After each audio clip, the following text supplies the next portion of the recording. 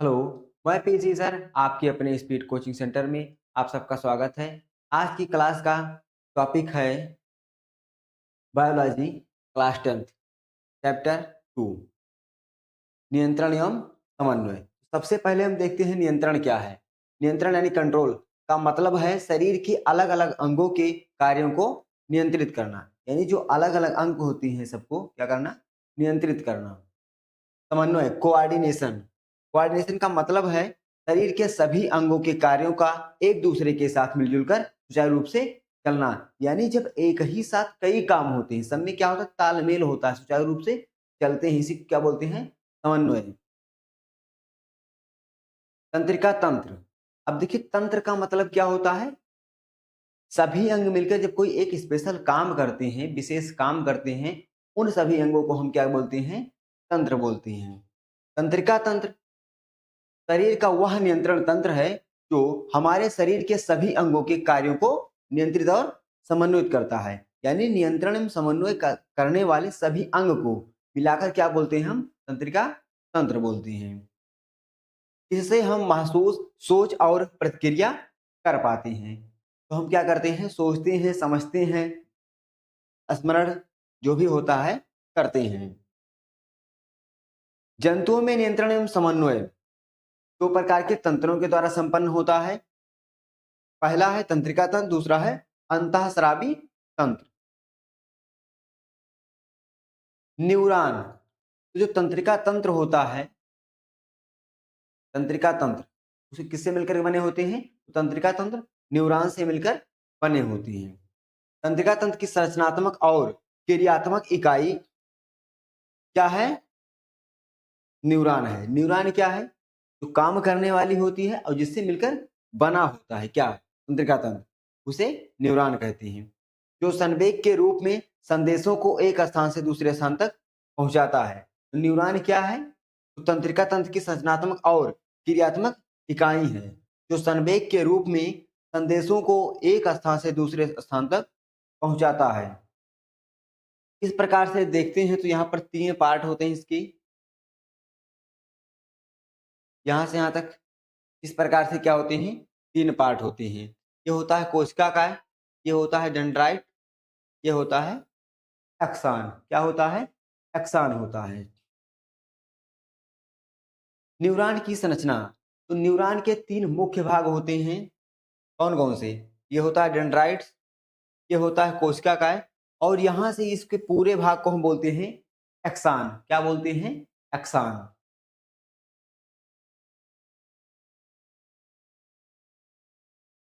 हाँ, तो देखते हैं एक न्यूरॉन के 3 मुख्य भाग होते हैं। पहला होता है कोशिका काया, कोशिका देह। इसमें नाभिक और साइटोप्लाज्म होता है, संदेश को ग्रहण कर आगे भेजने की तैयारी करता है। तो ये क्या करता है? प्रोसेस करता है, यानी कि संदेश ग्रहण नहीं करता है बल्कि जो आए हुए संदेश को प्रोसेस करता है, यानी आगे भेजने के लिए तैयार करता है। अब देखिए डेंड्राइट्स, ये छोटी शाखाएं होती हैं जो सेल बॉडी से निकलती हैं, बाहर से आने वाले संदेश को ग्रहण करती हैं। अब यहाँ पर देखिए तो ये क्या होती हैं? डेंड्राइट्स। क्या होती हैं?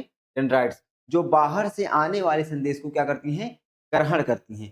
ग्रहण करके किसको भेजती हैं? तो कोशिकाकाय। ये क्या होता है? कोशिकाकाय। कोशिकाकाय फिर प्रोसेस करता है। अब प्रोसेस करने के बाद आता है तीसरा भाग, अक्षतंतु, एक्सॉन।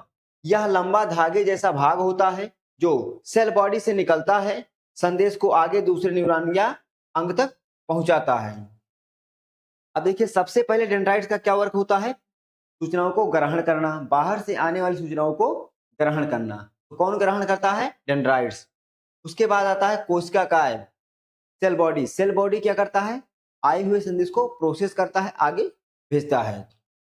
और एक्सान क्या करता है? तो इसके आगे जो दूसरा न्यूरॉन जुड़ा होता है यहाँ से, जो दूसरा न्यूरॉन यहीं से जुड़ता है, तो उस दूसरे न्यूरॉन तक संदेश को भेजता है। न्यूरॉन की लंबाई कई सेंटीमीटर तक हो सकती है। यह शरीर में विद्युत संकेतों द्वारा संदेश भेजता है। दो न्यूरॉन के बीच की जगह को सिनेप्स कहते हैं। जहां पर इस प्रकार से दो न्यूरॉन जुड़ते हैं उसे हम क्या बोलते हैं? सिनेप्स कहते हैं। अब देखिए यहाँ पर एक न्यूरॉन ऊपर है और एक देखिए एक न्यूरॉन क्या है, ऊपर है और दूसरा न्यूरॉन यहाँ पर जुड़ा है, तो जहां पर ये जुड़ रहा है उसको क्या बोलते हैं, सिनेप्स बोलते हैं। क्या बोलते हैं, सिनेप्स या अंतर्ग्रंथन बोलते हैं। अब देखते हैं कि संदेश का संचरण किस प्रकार होता है। लिखा है एक्सान, उत्तेजना संवाहक न्यूरॉन विद्युत संदेश को एक स्थान से दूसरे स्थान तक पहुंचाता है। अब देखिए यहाँ पर क्या लिखा हुआ है, तो हम पढ़ते हैं। एक दिशा में संदेश संचरण, यानी कि संदेश जो है एक दिशीय होता है। अब देखते हैं कैसे होता है। तंत्रिका संदेश हमेशा सबसे पहले डेंड्राइट से सूचना ग्रहण होता है, सेल बॉडी से प्रोसेस होता है, फिर एक्सान की दिशा में चलता है, फिर डेंड्राइट, सेल बॉडी, एक्सान, इसी प्रकार से क्या होता है, हमेशा संदेश संचरण करता रहता है। कोशिका केंद्र उपस्थित होता है, सेल बॉडी में न्यूक्लियस तथा साइटोप्लाज्म होती है। पुनर्जनन की क्षमता नहीं, अब देखिए लिखा है पुनर्जनन की क्षमता नहीं होती है। तो अगर हम बात करें तंत्रिका कोशिका जो होती है न्यूरॉन, यानी जिससे हमारे शरीर में सूचनाओं का आदान प्रदान होता है, और हमारा पूरा ब्रेन, ये मस्तिष्क जो है किससे मिलकर के बना हुआ है, तो न्यूरॉन से, तंत्रिका कोशिका से। तंत्रिका कोशिका एक प्रकार की ऐसी कोशिका होती है जिसमें पुनर्जनन की क्षमता नहीं होती है, इसका विकास नहीं होता है। सामान्यतः नई कोशिकाएं नहीं बनाते, एक बार नष्ट होने पर पुनः नहीं बनती, जिससे कि चोट लग जाता है तो ठीक नहीं होता है। इस कारण से हमें क्या करना चाहिए, इस सिर वाले भाग को या फिर जहां भी तंत्रिका कोशिकाएं होती हैं वहां पर चोट ना लगे, इस प्रकार से हमें सुरक्षा अपना स्वयं करना चाहिए। क्लियर। विशेष प्रोटीन और रासायनिक पदार्थ उपस्थित होते हैं, जिससे क्या होता है, संदेश का संचरण होता है। ऊर्जा की अधिक आवश्यकता होती है, न्यूरॉन को कार्य करने के लिए लगातार ऊर्जा चाहिए, इसलिए इनमें बहुत सारे माइटोकॉन्ड्रिया होती हैं। क्योंकि न्यूरॉन में अधिक माइटोकॉन्ड्रिया होंगे तो अधिक ऊर्जा मिलेगी, क्योंकि जितना ऑक्सीजन आएगा और ऑक्सीजन से क्या होगा, ऊर्जा मिलेगा। और ऊर्जा कहाँ बनता है, तो माइटोकॉन्ड्रिया में। मानव मस्तिष्क हमारे शरीर का नियंत्रण केंद्र है। क्या है, तो नियंत्रण केंद्र है। यह सभी स्वैच्छिक और अस्वैच्छिक क्रियाओं को नियंत्रित करता है। तो मानव शरीर में जो स्वैच्छिक क्रियाएं होती हैं हमारी इच्छा के अनुसार, और कुछ क्रियाएं होती हैं कि बिना हमारी इच्छा के, हमारे उस पर कोई कंट्रोल नहीं होता है। तो स्वैच्छिक और अस्वैच्छिक दोनों क्रियाओं को मानव मस्तिष्क नियंत्रित करता है। मस्तिष्क सोचने, सीखने, याद रखने, महसूस करने और निर्णय लेने में मदद करता है। यह केंद्रीय तंत्रिका तंत्र, नर्वस सिस्टम, सीएनएस का प्रमुख भाग है, जिसमें स्पाइनल कॉर्ड, मेरुरज्जु भी शामिल होता है। मस्तिष्क की सुरक्षा, प्रोटेक्शन ऑफ ब्रेन। मस्तिष्क की सुरक्षा जो होता है उसके ऊपर क्या होता है, आवरण होता है, सुरक्षात्मक आवरण होता है। मस्तिष्क खोपड़ी के अंदर सुरक्षित रहता है। यह 3 परतों से ढका होता है, जिन्हें मस्तिष्क का आवरण कहते हैं। ड्यूरा मैटर बाहरी कठोर परत होती है, एरेक्नॉइड मैटर बीच की परत होती है, पिया मैटर अंदर की नाजुक परत होती है। तो ये जो परत होता है यहाँ पर, ये कितने परत से मिलकर बना होता है, सुरक्षा कवच जो होता है 3 परतों से मिलकर बना होता है। पहला होता है ड्यूरा मैटर, एरेक्नॉइड मैटर और पिया मैटर। अब देखिए जो भी यहाँ पर बताया गया है, सुरक्षात्मक आवरण, मस्तिष्क का आवरण, इन परतों के बीच सेरेब्रो स्पाइनल द्रव भरा होता है। जो सुरक्षात्मक आवरण होता है इसके बीच क्या होता है, द्रव भरा होता है। जैसे मान लीजिए अचानक से चोट कहीं हमें लगी, तो पहले क्या होगा, यहाँ पर द्रव रहेगा, तो ऊपर चोट लगेगा तो सीधे जो है क्या होगा, सीधे संपर्क में नहीं आएगा, मस्तिष्क जो है सीधे संपर्क में नहीं आएगा, क्योंकि यहाँ पर क्या होगा, द्रव भरा रहेगा। इन परतों के बीच सेरेब्रोस्पाइनल द्रव, सेरेब्रोस्पाइनल फ्लड होता है, जो मस्तिष्क को झटकों से सुरक्षा देता है। मस्तिष्क के मुख्य भाग, मस्तिष्क को 3 भागों में बांटा गया है, अग्र मस्तिष्क, मध्य मस्तिष्क और पश्चिम मस्तिष्क। पहला भाग है अग्र मस्तिष्क। अब देखिए इतना बड़ा सा भाग जो होता है ये होता है अग्र मस्तिष्क, ये होता है मध्य मस्तिष्क, यहाँ पर जो दिया गया इतना बड़ा ये होता है पश्चिम मस्तिष्क। तो सबसे बड़ा कौन सा मस्तिष्क होता है? सबसे बड़ा अग्र मस्तिष्क होता है और सबसे छोटा मध्य मस्तिष्क होता है। अग्र मस्तिष्क मस्तिष्क का सबसे बड़ा और विकसित भाग। यह सोचने, तर्क करने, निर्णय लेने, याददाश्त और ज्ञान को नियंत्रित करता है। अग्र मस्तिष्क के भाग, अगर हम बात करें अग्र मस्तिष्क के भाग, तो अग्र मस्तिष्क के कौन कौन से भाग हैं? सेरेब्रम और डायनसेफलान। और डायनसेफलान के दो भाग में बांटा गया पुनः, थैलेमस और हाइपोथैलेमस। थैलेमस और हाइपोथैलेमस। देखते हैं अग्र मस्तिष्क के भाग। सेरेब्रम सबसे बड़ा भाग होता है, सोचने, समझने, स्मृति, भावनाएं और इंद्रियों से सूचना प्राप्त करने का कार्य करता है। घ्राण खंड गंध को नियंत्रित करते हैं। अब देखिए पहला क्या था सेरेब्रम, दूसरा क्या है डायनसेफलान। तो डायनसेफलान जो है दो भाग में पुनः बांटा गया है, थैलेमस और हाइपोथैलेमस। थैलेमस संवेदी सूचनाओं को सेरेब्रम तक पहुंचाता है। हाइपोथैलेमस भूख, प्यास, नींद, शरीर का तापमान और हार्मोन को नियंत्रित करता है। मध्य मस्तिष्क, ये जो यहाँ पर दिखाया गया है छोटा सा भाग मध्य मस्तिष्क है। अग्र मस्तिष्क और पश्च मस्तिष्क के बीच स्थित होता है। यह आंखों और कानों के परावर्त क्रिया को नियंत्रित करता है, जैसे तेज आवाज सुनकर सिर घुमाना। पश्च मस्तिष्क,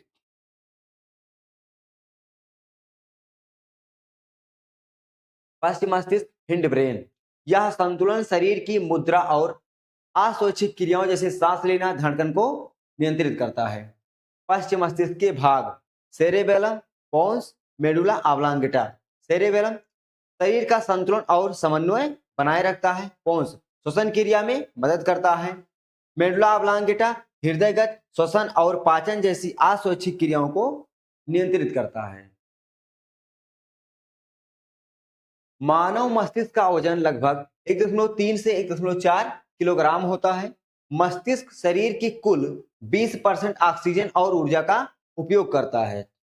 बायां भाग शरीर के दाएं हिस्से को नियंत्रित करता है और दायां भाग बाएं हिस्से को।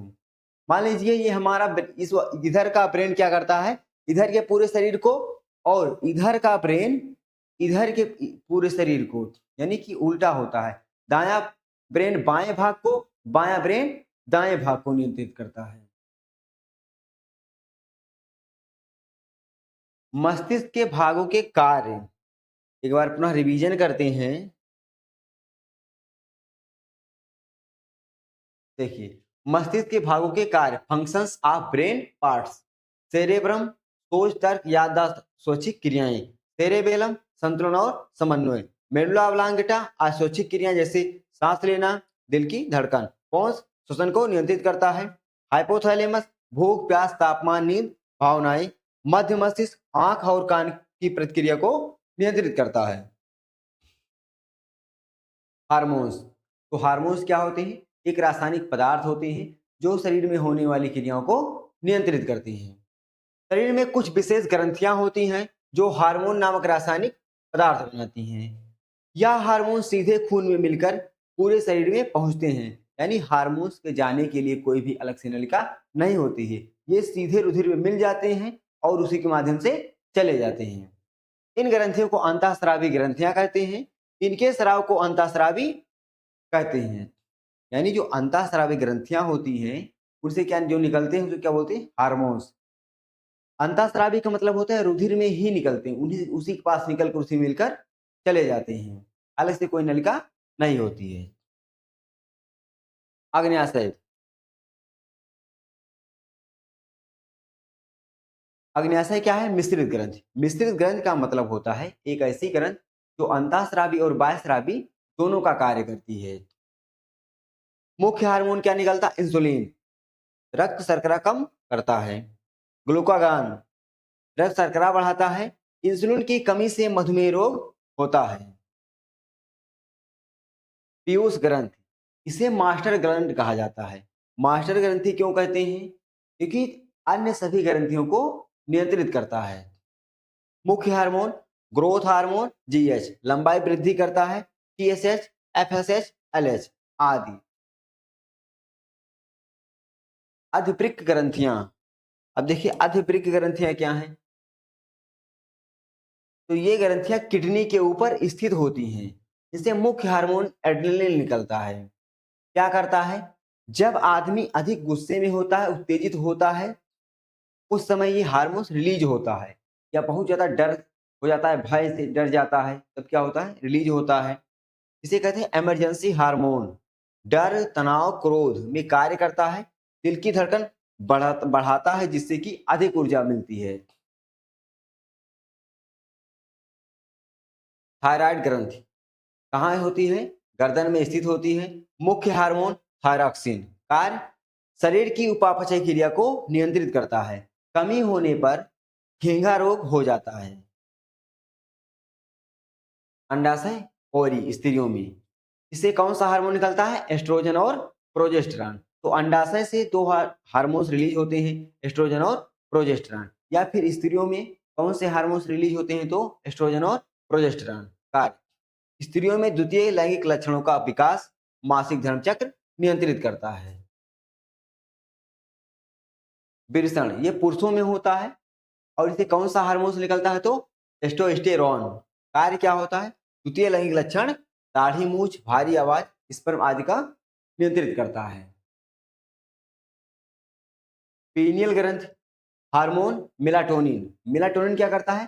जो नींद होता है, नींद जागरण चक्र को नियंत्रित करता है।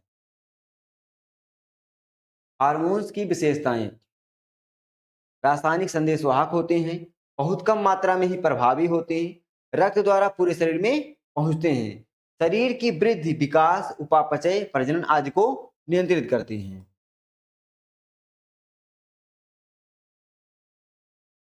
अब देखते हैं पौधों में नियंत्रण एवं समन्वय, यानी कि पौधों में नियंत्रण समन्वय किस प्रकार से होता है। पौधे बिना तंत्रिका तंत्र के भी अपने शरीर में होने वाले कार्यों को नियंत्रित करते हैं। वे हार्मोन और ट्रोपिक गति की सहायता से बाहरी उत्तेजनाओं का उत्तर देते हैं। यानी कि पौधों में क्या होता है? तंत्रिका तंत्र नहीं होता है, वे हार्मोन्स और विभिन्न प्रकार की गतियों से अपने अंदर क्या कहते हैं? नियंत्रण एवं समन्वय का कार्य करते हैं।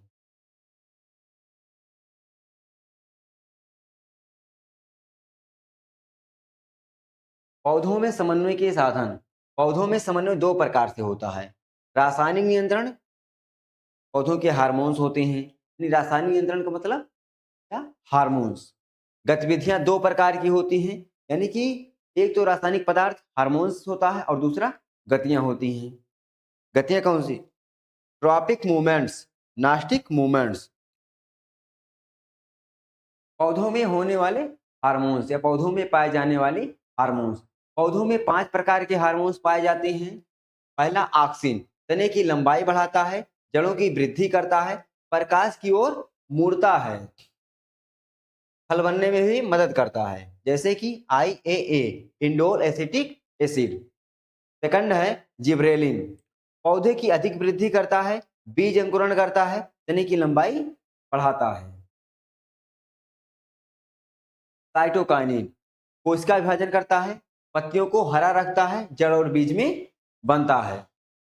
चौथा है एब्सिसिक एसिड, निषेधक हार्मोन, यानी वृद्धि रोक देता है, पत्तियां झड़ने में सहायता करता है, बीज को सुप्त अवस्था में रखता है। यानी जब हम बीज को क्या करते हैं? स्टोर करके घरों में रखते हैं, ये सुप्त अवस्था में रखता है, यानी कि अंकुरण होने से बचाता है।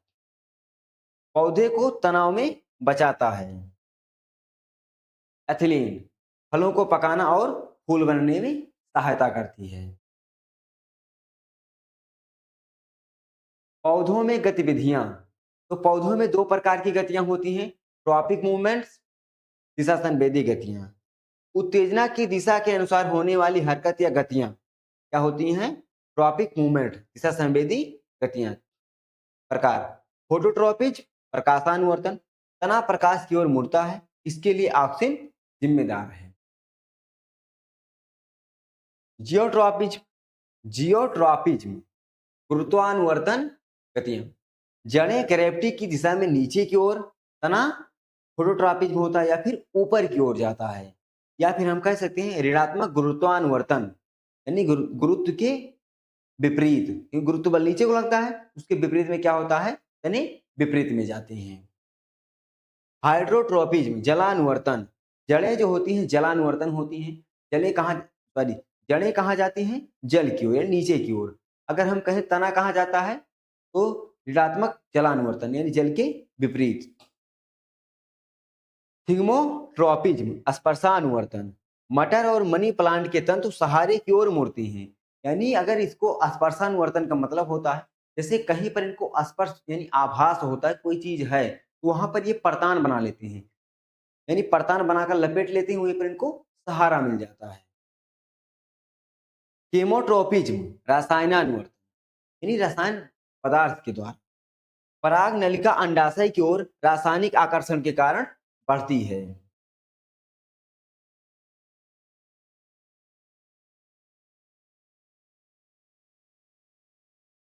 पौधों में विद्युत तंत्रिका तंत्र नहीं होता। पौधे अपना कार्य रासायनिक तरीकों हार्मोन से नियंत्रित करते हैं, उनमें मस्तिष्क नहीं होता है। छुई मुई पौधा कैसे सिकुड़ता है, तो पत्तों के आधार पर पुलनिस नामक भाग होता है। स्पर्श से कोशिकाओं में जल की मात्रा कम हो जाती है, पत्ते सिकुड़ जाते हैं। यह थिग्मोनास्टिक मूवमेंट है। पौधों में नियंत्रण हार्मोन से होता है। ऑक्सिन तने को प्रकाश की ओर मोड़ता है, यानी कि फोटोट्रॉपिज्म। जियोट्रॉपिक, जड़ नीचे जाती है, तना ऊपर जाता है, अपोजिट। ABA, एब्सिसिक एसिड, अवरोधक, पत्ते झाड़ता है। एथिलीन, फल पकाता है और फूल बनाता है। साइटोकाइनिन, सेल डिवीजन करता है, यानी कि लंबाई बढ़ाता है। ट्रॉपिक, दिशा पर निर्भर, नास्टिक दिशा पर निर्भर नहीं होते हैं। छुई मुई थिग्मोनास्टिक। अब देखते हैं प्रतिवर्ती क्रिया।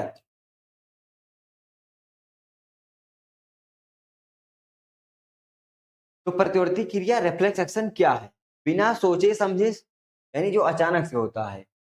अचानक से होने वाली क्रियाएं को हम क्या कहते हैं, प्रतिवर्ती क्रिया कहते हैं। जो बिना सोचे समझे स्वतः और तुरंत होने वाली क्रिया को प्रतिवर्ती क्रिया कहते हैं। यह शरीर को अचानक होने वाले खतरों से बचाती है। उदाहरण, गर्म चीजों को छूते ही हाथ तुरंत पीछे खींचना, आंख में धूल जाने पर पलकें झपकाना, घुटने पर चोट करने पर पैरों का आगे झटका करना, तेज रोशनी में आंखें सिकुड़ जाना।